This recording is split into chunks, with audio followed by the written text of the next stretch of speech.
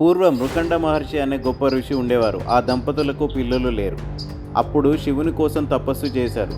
శివుడు ప్రత్యక్షమై, నీకు బుద్ధివంతుడైన చనిపోవాల్సిన కొడుకు కావాలా, లేక చాలా కాలం బ్రతికే అజ్ఞాని కొడుకు కావాలా అని శివుడు ప్రశ్నించాడు. దానికి ఋషి దంపతులు, ఒక్కరోజు అయినా సరే తెలివిగల శివభక్తుడిని కోరుకుంటున్నామని అన్నారు.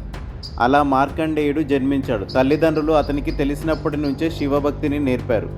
మార్కండేయుడు రోజు పరమభక్తితో శివలింగానికి అభిషేకం చేస్తూ ఓం నమశివాయ అని జపించేవాడు. అతనికి 16వ ఏట చనిపోవలసిన విధి వచ్చింది.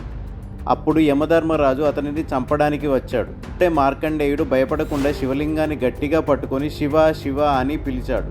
లింగం నుంచి ఉగ్రరూపంతో బయటికి వచ్చిన శివుడు యముడి మీద త్రిశూలంతో వారించి యమధర్మరాజుని అణిచివేశాడు.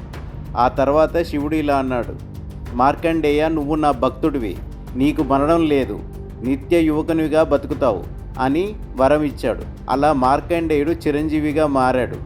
మీకు ఈ కథ నచ్చితే ఓం నమః శివాయ అని కామెంట్ చేయండి.